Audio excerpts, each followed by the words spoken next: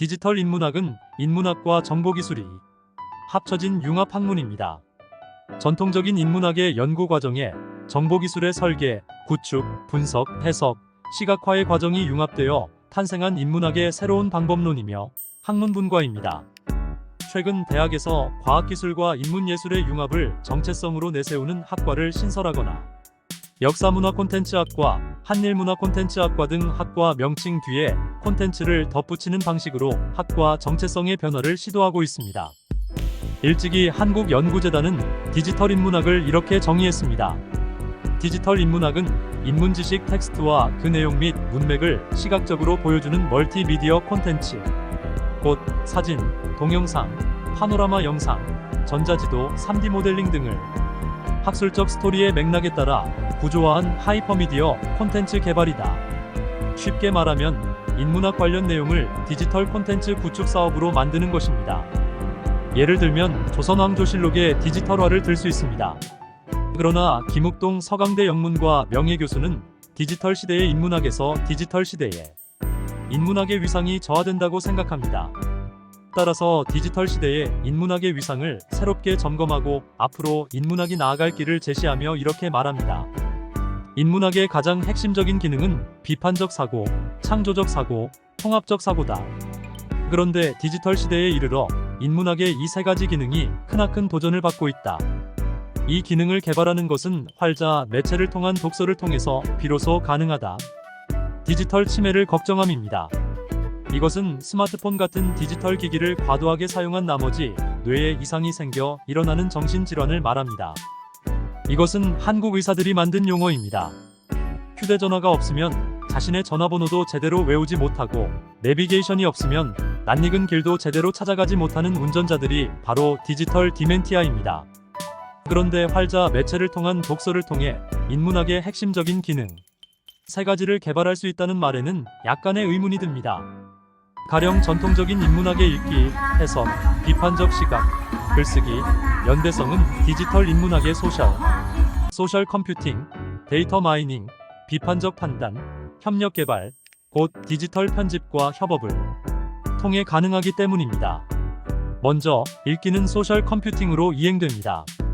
가령 온라인 독서는 전통적인 독서와 달리 텍스트의 주변부, 예를 들면 태그, 트랙백이 중요하기 때문에 원저자의 텍스트 외에 사용자들이 자발적으로 부여한 부가 정보가 읽기에 중요한 요소가 됩니다. 본 기사보다 댓글을 보는 것도 그 때문입니다. 둘째, 해석은 데이터 마이닝으로 바뀝니다. 데이터 마이닝은 대량의 데이터에서 유용한 정보를 추출하는 것입니다. 가령 전통적 인문학의 텍스트 해석은 이제 데이터 마이닝을 통해 샘플링, 모델링, 시뮬레이팅을 통한 패턴 이해 혹은 새로운 의미 창출로 방향을 전환하게 됩니다.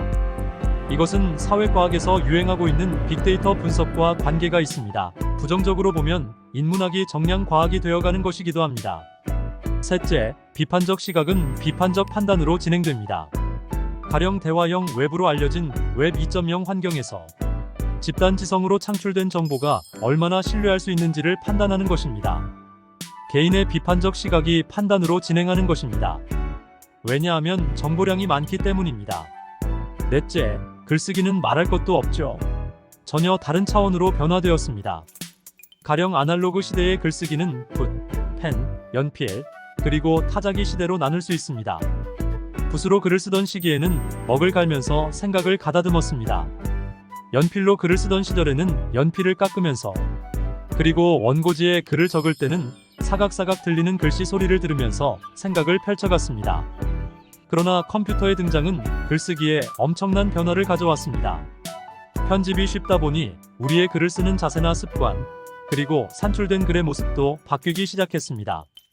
특히 인터넷과 검색 엔진의 발달로 과거에는 관련된 자료를 찾으러 도서관에 가서 하나하나 검색해서 찾던 과정이 생략이 되었습니다. 간편해졌습니다. 최근 즉답 AI, 곧 챗GPT가 등장하여 인간의 글쓰기 생각 전개를 완전히 새로운 차원으로 바꾸어 놓았습니다. 물론 즉답 AI에 의존하는 글쓰기를 주로 하게 되면 인간 뇌의 이해력, 분석력, 판단력, 비판력, 그리고 창의력이 차츰 감퇴하게 될 수도 있습니다. 마지막으로 연대성은 협력 개발로 이행이 될 것인데, 기존에는 교사가 학생에게 지식을 전달하는 고전적 모델에서 이제는 교사와 학생이 실험실 방식이나 프로젝트 개발 등을 역동적으로 동원해서 지식을 창출하는 모델로 변화하게 될 것입니다. 아니, 지금 그렇게 변화가 되었습니다. 또한 디지털 편집은 글쓰기를 포함해서 이미지 편집, 디자인, 프로그래밍 등을 포함하는 개념입니다. 이것은 다양한 기술이 필요하므로 협업이 중요합니다. 디지털 시대에는 이렇게 연대성을 개발하는 것입니다. 인문학의 디지털 인문학으로의 변화. 이것은 놀라운 세상입니다. 꼰대로 남아있지 않고 새로운 세상을 만나려면 디지털 리터러시가 필요하게 되었습니다. 그것은 이미 스티브 잡스가 했던 말에서 엿볼 수 있습니다. 애플의 DNA는 기술을 자유교양 및 인문학과 결합시키는 데 있다. 인문학과 인문 사유의 놀라운 변화가 시작되었습니다.